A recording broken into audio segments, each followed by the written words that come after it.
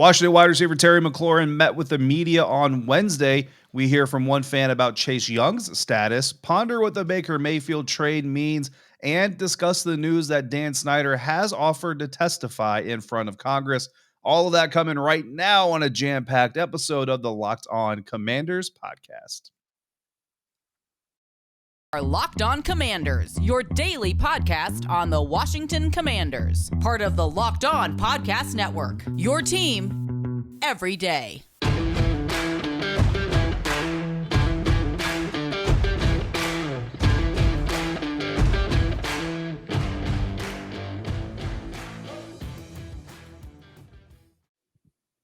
Welcome in, Commanders fans, to the Locked On Commanders podcast, part of the Locked On Podcast Network, your team every day. We are your daily podcast covering the Washington Commanders, and we are free and available on all platforms. And we thank you for making us your first listen or your first view of the day. If you're watching us over on YouTube, you can also watch us on the WUSA 9 Plus app. Your CBS affiliate in Washington, D.C. has a brand new streaming app that is a game changer for local news and sports in the DMV. Just download the WUSA 9 Plus app from your Roku or Amazon Fire TV stick to check that out. I am David Harrison, covering the Commanders for Sports Illustrated Fan Nation, and my co-host Chris Russell, the Roosters, one half of the Russell and Medhurst show on the Team 980. You can find Chris and Pete there Monday through Friday from 9 a.m. to noon Eastern, or anytime along with this show on the Audacy app. When we're not there or here, we're on Twitter. I'm at dharrison82. Chris is at WrestleMania621, and the show is at LO Commanders. Absolutely. And David, thanks again for making us your first view or your first listen, Commanders fans and NFL fans of the day.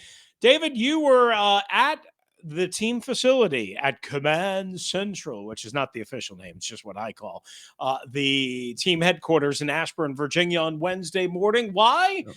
To meet with Terry McLaurin, Ron Rivera as well, off on the side. And Terry McLaurin introduced or reintroduced, we all know him, but now a man that is very, very rich. So you were there.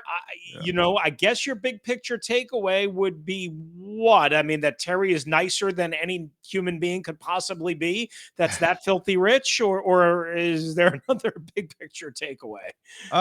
Just very on brand. You know what I mean? Yeah. And obviously some of the, I guess you can call them harder questions. None of the questions were really all that hard, but I think, some of the harder questions that had to be asked, like, the whole missing OTAs, holding out, quote unquote, out of the mini camp and all that. I think everybody kind of tiptoed around the holding out term. Nobody really wanted to call it a holdout, but I mean, at the end of the day, that's really kind of what it is. There's a mandatory mini camp. The player wasn't there because they want a new contract. That's a holdout. You know what I mean? But Terry he's kind of, he's endeared himself to the fan base and really to the media and to the national media. And I think deservingly so. He's a team guy. You know what I mean? He wants to do what's best for the team, but at a certain aspect, like the opposite of humility is not arrogance, or is arrogance, but arrogance is not knowing necessarily what your value is. I think Terry understands what he brings to the team. He understands his impact on the team, and knowing that impact and acknowledging it is not arrogance. That's just, I think that's a way to be a very kind of balanced human being. And he mentioned very early in the press conference that he wants to continue making the number 17 a number that is held in high regard in burgundy and gold. And I think that he's going to continue to do so. So really just, a very humble player that we've all come to know and love, I think, with the Washington Commanders. And fortunately, 4 more years, right? This year, and then the true 3-year extension that he signed. So 4 more years of Terry McLaurin and kind of being the type of guy you want representing your team at this time. Yeah, I mean, everything that Terry has always been about, everything that he's been about in that statement that we mentioned last week, everything that he's been about since day one, since he walked in the door. Again, one of the most humble athletes I've ever covered.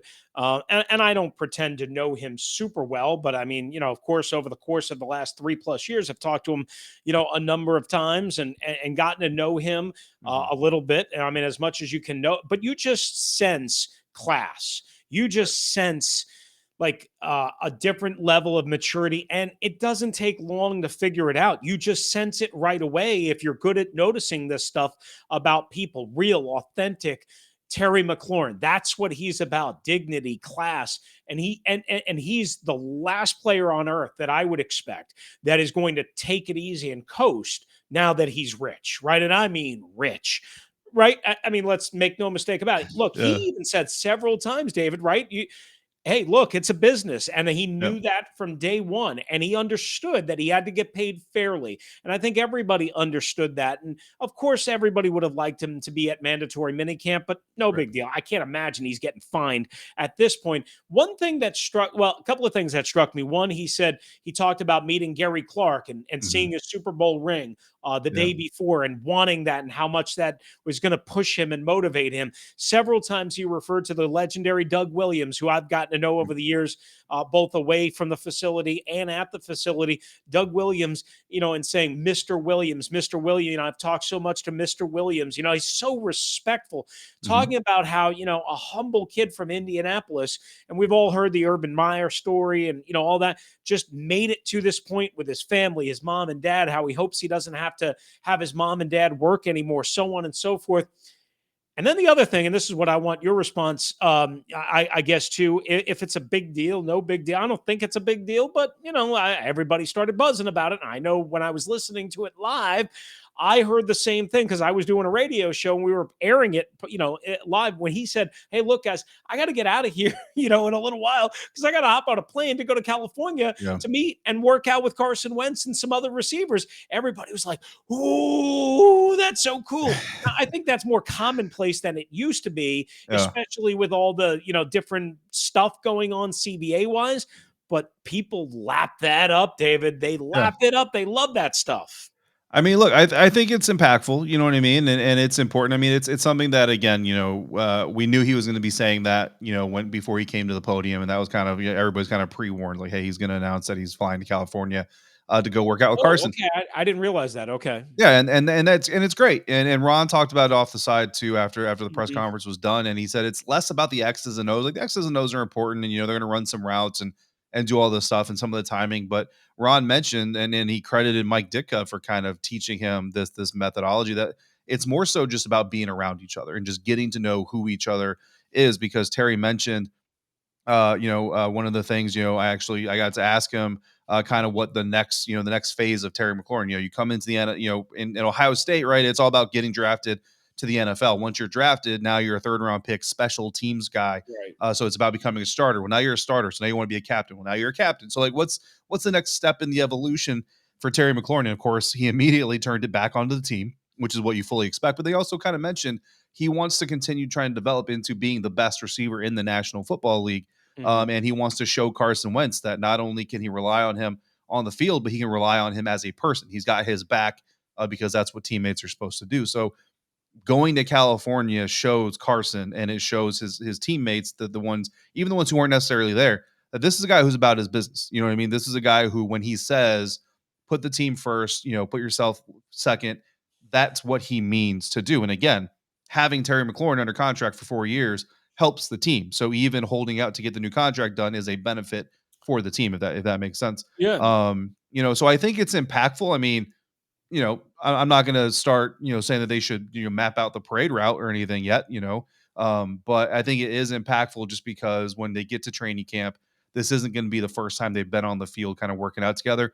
And they will have, I mean, they're going to have some rapport. They're also going to have some inside jokes probably, and maybe like a joke signal they kind of make up, out there on the beach in California, something that they maybe try to implement in training camp that nobody else understands, but, will be something that they can use. And they didn't mention names, but there are other people, quote unquote, like Terry and some other guys Mm. working out with Carson. I don't know who those other guys are, but there are some others there as well. So in a time where they could be in Mexico, they could be off the coast of France, they could be, wherever on vacation and nobody would really bat an eye.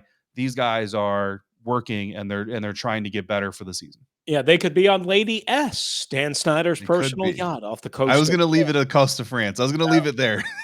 we'll get to that a little bit later in this episode of Locked On Commanders. One other quick thing that I noticed that Ron Rivera saw, and I assume you were there during this scrum.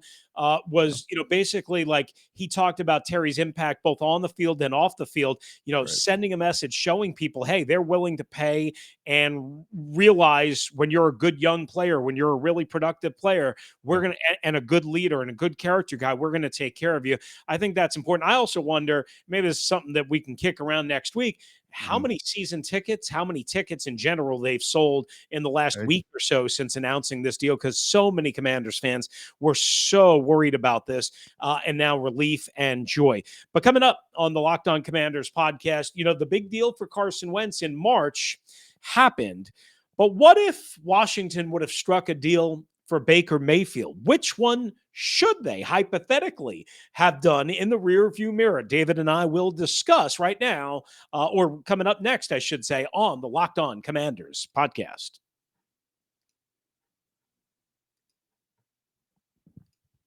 Yeah, we are going to discuss that, and we're going to do so thanks to friends of ours, like our friends over at Dave. Not me, it's a company named Dave as well. And look, let's all be honest. We've all been in a situation at some point in our lives when we were a little tight on cash. Maybe we could only afford to put a few gallons of gas in our car tanks, or another save the date event kind of came through, and you're wondering how you're going to afford a gift. Well, that's where Dave can help. And again, not me personally, but the company Dave. If you're living paycheck to paycheck or struggling to make ends meet, it can be really stressful. When unexpected expenses come up, it can even be more stressful. So now Dave can help you get out of a pinch when you really need it. Hindsight is 2020, and you can't change the past. But what if you get a little bit of help from your future self? Maybe you'd ask to borrow a little bit of cash from future you. Well, now you can with Dave. Dave is a banking app that will help you get up to $500 instantly with extra cash. That's more money to fill your tank, buy a wedding gift, catch up on bills, whatever. You can finally tackle those expenses that have been stressing you out without any hangups.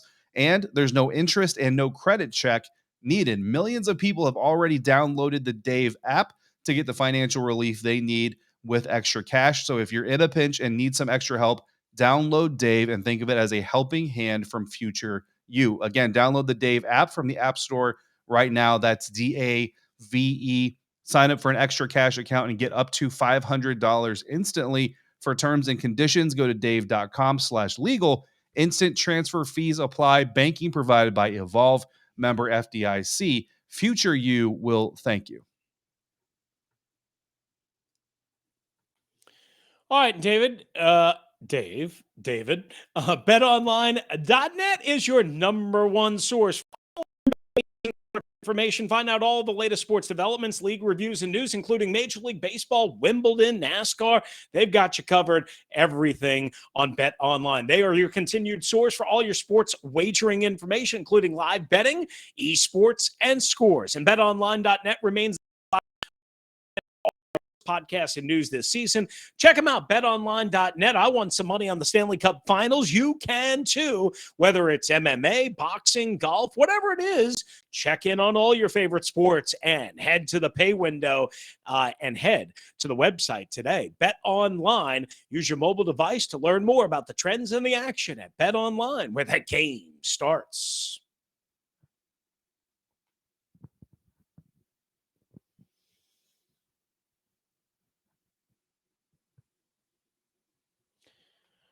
All right, thanks once again for making the Locked On Commanders podcast your first listen and or view of the day. We appreciate you regardless of how you choose to consume. So I did this topic, David, on the radio on the Team 980, Russell and Medhurst, cheap plug time, Monday through Friday, 9 a.m. to noon on the Team 980 in Washington, D.C., and, of course, on the Audacy app. So I did this topic, and I wanted to bounce it off of you to get your spin before I tell you what my spin was. And basically what I set it up was, hypothetically speaking, in the rear view mirror. Obviously, it's not happening. It was just a point of comparison and a point of debate.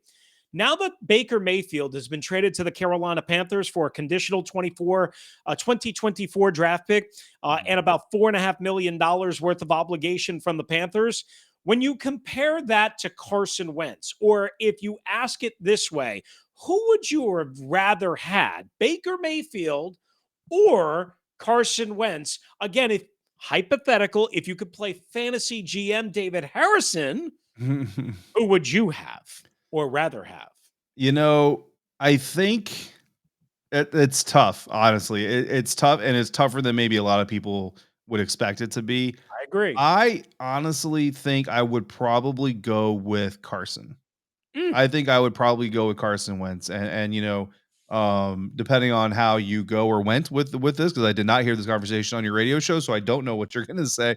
Um, it's going to be easy for somebody to take this as a negative against Carson if either of us goes the Baker Mayfield direction. But I think at the end of the day, what you're looking at is you're looking at two quarterbacks that have deep arm ability, right? The deep ball ability. They've got the ability to kind of improvise on their own. They've also got a history of making some bad decisions and kind of forcing things, playing hero ball, as we like to call it. And there are some personality conflict issues with both guys. Now, they're different personality conflict issues, right? And so where I lean Carson Wentz versus Baker Mayfield isn't even so much on the field. It's more so honestly from an organizational standpoint. When you look at the situation that the Commanders are in, and again, Terry and Ron both talked about this on Wednesday as well, about the need for the team to kind of overshadow the negative that is happening around the franchise.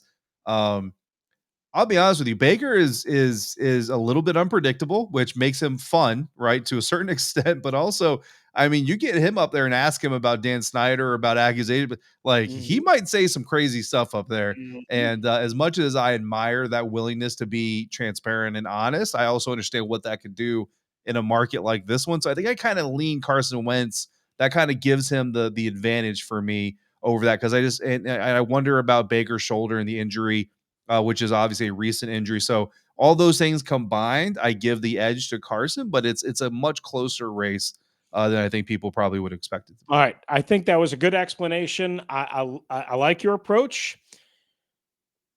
I will tell you, I chose to go slightly by a hair with Baker Mayfield. Okay, it Yeah. wasn't very much, but Yeah. some of the things that you point out are. I think Carson Wentz has an even better arm than Baker Mayfield. Okay.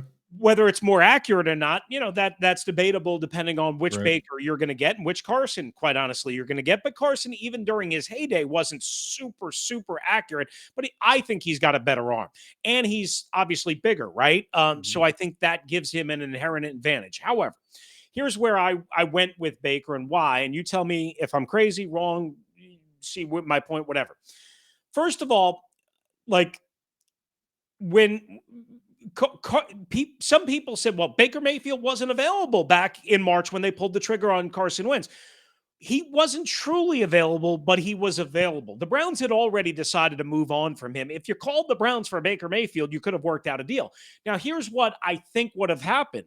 He would have cost much more than a conditional fourth or fifth round draft pick in 2024 back in early to mid March when you were trying to make this deal. If you were the Commanders and Ron Rivera, then he cost ultimately now. And you probably would have had to take on more money, as in maybe the entire contract of $18 million under the fifth year option. But aha, that's the point. $18 million, even max, even if the compensation essentially was the same as what they paid for Carson Wentz, David, which, as we know, is a third round pick and a conditional third round pick. Hope it should be a second round pick next year. We'll see. But either way, it's at least a third pick or Right. two third round picks. The one thing that would absolutely be different is even if you paid the same exact compensation and you took back all of the contract, the 18 million, what would you have saved? At least 10 million under your salary cap from Baker Mayfield to Carson Wentz. So automatically, no doubt, no strings attached, there's a $10 million difference. Maybe you can keep an Eric Flowers. Maybe you can do something else in free agency. So that was a big part of it. The other big part of it was both quarterbacks have had injuries. I think Baker Mayfield's a little tougher. I think he's a stubborn pain in the you know what, but I think he's a little bit tougher maybe than Carson Wentz. And I know that's maybe not fair, but you look at what Baker went through last year, and everybody says, oh, it's not his throwing shoulder. Yeah, let me light you up like a Christmas tree on your non throwing shoulder. Let me drive you into the ground, see how you feel week after week, Yeah. day after day, and let me see how well you perform. Number one. Number two, Yeah. remember what happened in the playoffs at the end of the 2020 season into 2021? It was actually 2021 on a cold Sunday night in Pittsburgh. Baker Mayfield led an offense that put up like 46 points and 550 yards of offense, and he threw for almost 400 yards or something like that. It was Yeah. very close to those numbers. You know how many big games Carson Wentz has had in the playoffs before? None. He's played in less than one quarter of a playoff game. Not that Baker Mayfield's played in a lot of playoff games. He hasn't, but they almost beat Kansas City the next week at Arrowhead. So to me, those were the little separators, if you will, between Carson Wentz and Baker Mayfield. By a notch, I went with Baker Mayfield. Am I crazy? No, I mean, and like I said, I barely went with Carson Wentz. So I think you can make the argument either way. It just depends on what tips the scales for you on an individual. And every one of our listeners or viewers, you're gonna have your own take, and something's gonna tip the scale. And maybe it's not even a contest for some, and that's fine too. What I think is really interesting though, Chris, before we head into our next segment, is that Sam Howell got a lot of comparisons to Baker Mayfield during the NFL draft process. Ah, Both of them go to new teams this season thanks to fifth round draft picks. Nobody saw that coming. interesting. That's a good point. Didn't think about that. All right, I like that. You're absolutely right. So maybe they already. Well, I mean, they wouldn't have known back in March that they would have Right. Sam Howell, but to Right. your point, maybe they already have their Baker Mayfield just Or a at fifth a round much pick. better option. So we'll have to see. All right, coming up next, the sad, sad decay of RFK and the Dan subpoena game rears its ugly head again. That's next on the Locked On Commanders podcast with David Harrison and myself, Chris Russell. And we're here to tell you about our friends at Built Bar. That's right.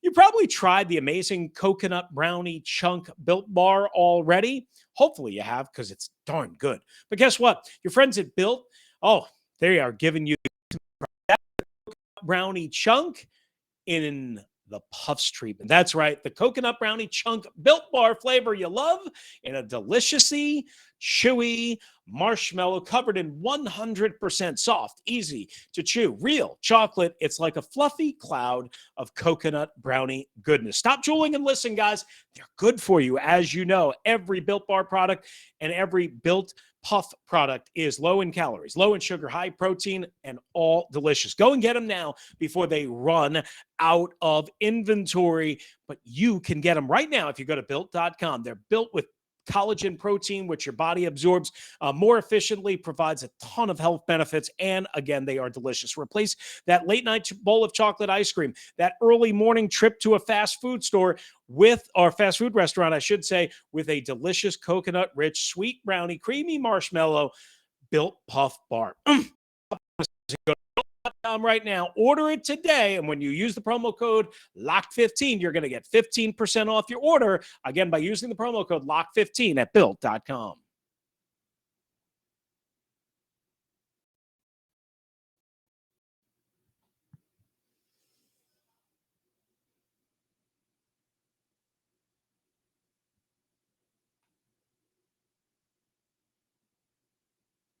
All right, final segment here on the Locked On Commanders podcast. And Chris, we got a few things to wrap up the episode here today.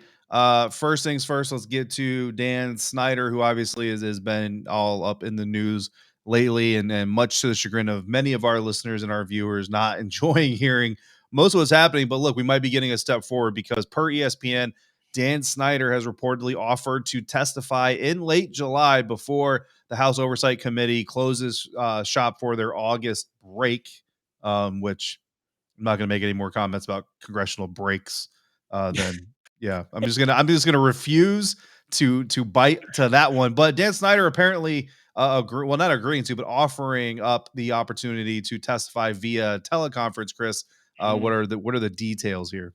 Yeah, and he's apparently going to be in Israel, and his lawyer is willing to go out there and be by his side and all this stuff. And we don't want to bore our listeners. We're just giving the Oh, news. listen, I also am willing to go to Israel if Mr. Snyder would like me to go there and cover this situation for Right. him as well. I Well, will also make that sacrifice just like his lawyer will. yeah, here's one key thing. They still haven't been able to serve the subpoena, right? The House committee then responded, saying they remain committed to securing Snyder's testimony on the toxic work environment. Of course, again, noting his failure to appear voluntarily, the issues of serving the subpoena.